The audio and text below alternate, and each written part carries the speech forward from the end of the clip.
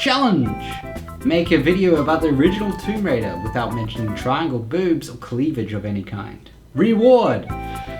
Feel better about yourself.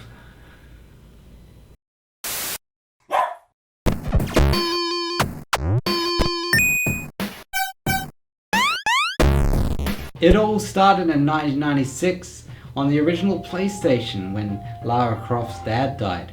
Probably died of bad graphics. But Lara and her very flat face decided, I'm gonna be the girl Indiana Jones and take up the mantle from my dad.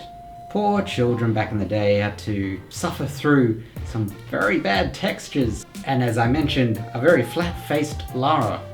Luckily, Aspyr came along and decided to remaster the games, and now the things look like the things that they say they are. A woman named Natla tasked Lara to find an artifact, which actually turns out to be one part of 3, which when combined creates monsters or something. And Natla also tasks other hunters to find the other parts of the artifact so she can evolve humanity, something like that. And to that, Lara says, you know what, I checked my planner, I got nothing else to do, and the game wouldn't have much of a point in progressing if there wasn't a story. So, you know what, sure, I'll stop you. And these other hunters actually appear in the game as boss fights, but I had no idea. I thought they were just random dudes in caves. Hello? Let's talk about the controls. The learning curve of the controls is more curvaceous than a balloon. Myself and the controls have a deep history. No! I don't want to fucking do this again, please. I played this game and was very frustrated with the controls. They're annoying. So I tried.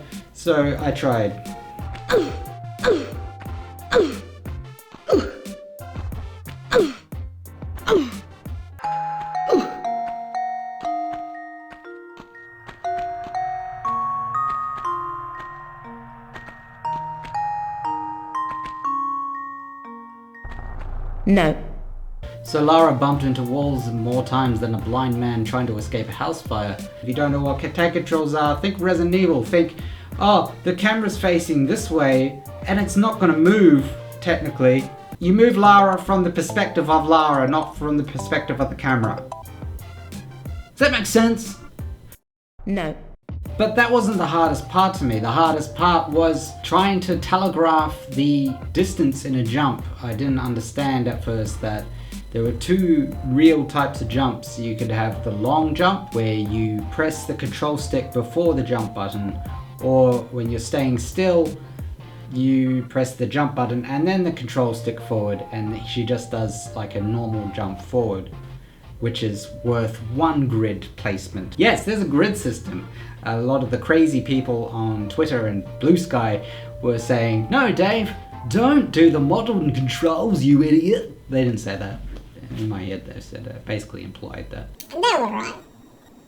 It took some getting used to, but it's worth it in the end. And so if you think you're picking up the game and you pick up the game, you're like, that was easy. Yeah, but then you gotta put it in the PlayStation, turn it on, and then go at the graphics. And then the controls are like, ugh! Play the tutorial. Take a running jump. What was he doing in there? Or you could walk to the... So although the controls get better as you learn them, obviously, I still had trouble with combat getting Lara to jump where I wanted her to jump. So you can jump and shoot, you can do flips and shoot. So I was still kind of janky with the combat. So I was a lot better in the later parts of the game than I was when I was fighting dinosaurs. There's dinosaurs in this game. And it's like the first level. It's like, hey, there's some dinosaurs.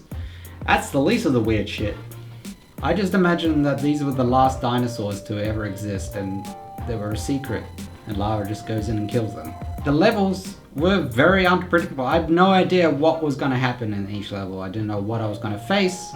Besides, I knew I was going to pull many switches and levers to open many a door. Some of the many creatures that you fight are lions, panthers, crocodiles, bats, of course, and bears.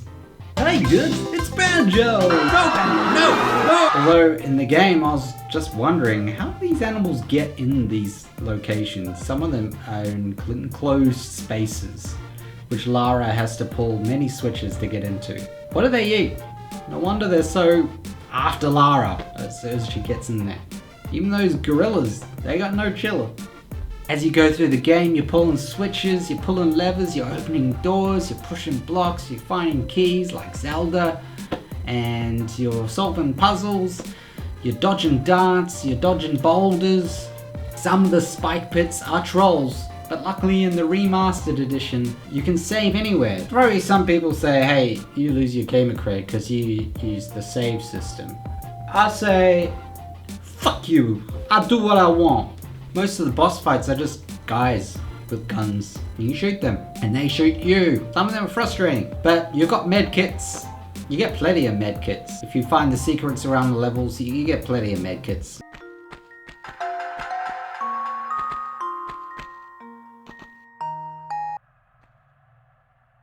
Finally! And you just heal yourself when you're about to die and keep shooting them. You got your shotgun, you got your magnums. Even Tony Hawk makes an appearance, which was kind of cool.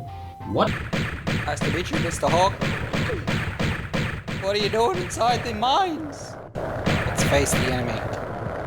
Nope, face the enemy. Tony Hawk down. Some of the graphics in the Remastered edition look really good. The lighting is amazing. And you have the option, just at a press of a button, to go back to the old graphics as well if you want. Ah! What a lovely monument of decay you have there. Although the graphics have definitely been improved, it still has some of that 90s gaming charm. One of the coolest levels for me was in Greece, and in order to get the keys to open a big door, you had to go into certain rooms that were based on certain Greek mythological things, like Thor, and his room was a lightning room and a giant hammer.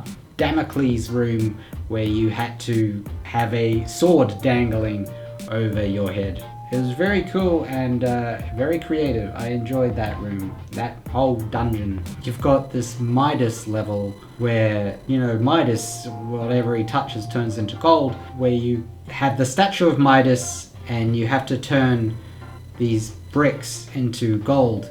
And if you get on to, don't touch his hand. I'll just say that, don't touch his hand. Obvious reasons. Playing this in 2025 Australia though, I think it'd be more useful if you turn things into blocks of cheese. The prices of cheese nowadays, I think they're the new bullion bars. Overall, I did enjoy it. Learning the original controls was worth it, and if you're gonna try it for the first time, hey, I know how you feel. I'm here. The learning curve is steep, but it's worth it. There's so much frustration to be had still with the camera, so save often is my advice to newcomers if you're playing the Remastered edition. In saying that, my hat does go off to the OG Tomb Raider players who played this as kids with the original save function, which was a lot more limited. So you guys get the actual credit and the gamer cred for that. I will probably play the original the way it was intended to play, but not for some time. I want to play Tomb Raider 2 next. It gets a 7.5 out of 10 from me. Why? Because it's my channel. Subscribe. Took a longer time to get to the point than climbing Lara's enormous pyramid tits. Ah, shit. No.